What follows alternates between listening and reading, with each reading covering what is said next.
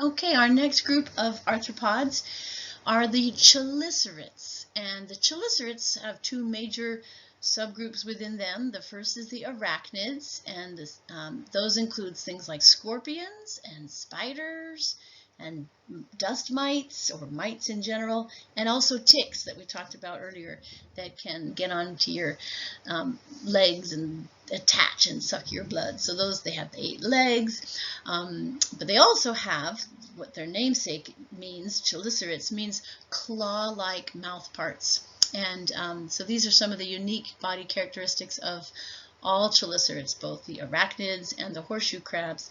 These claw-like mouth parts, the head and the thorax have fused so that that part becomes what's called a cephalothorax, cephalo meaning head, and also they don't have any antennae. So those are the chelicerates, and let's look a little bit more in detail at some of the arachnid chelicerates.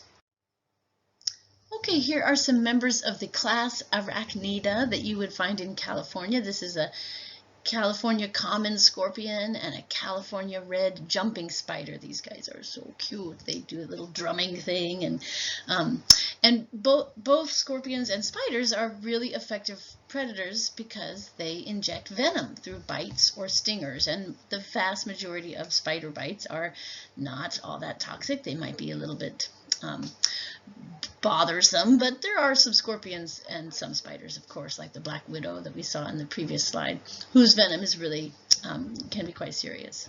The vast majority not, though. And I wanted you to watch this video on another California spider that are called turret spiders. This is a group of spiders that only live in California, and they only live in forests that are kind of damp, usually near streams, so they like these damp places. And so I'm going to ask you to come back and watch this video. We're going to finish this, go into crustaceans as well, but then do go back and watch this video on turret spiders and tell me a couple things that you learned. Next, we're going to move on to the crustaceans, and of course crustaceans, as are chelicerates, they are arthropods, sorry. They have the jointed appendages, right? Like this claw, this crab claw is jointed. They have segmented bodies, like this fossilized trilobite, probably an ancestor of today's, some of today's crustaceans. And they have an exoskeleton.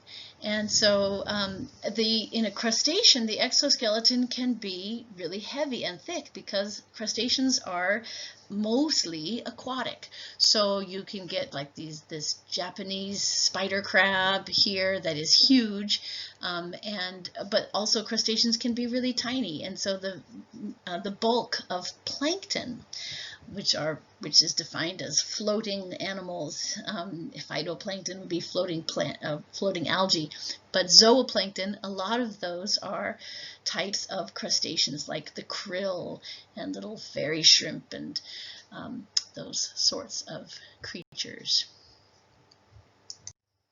The body plan of a crustacean is that they typically have a head, a thorax, and an abdomen. And then I'd like you to look up 4 examples of crustaceans.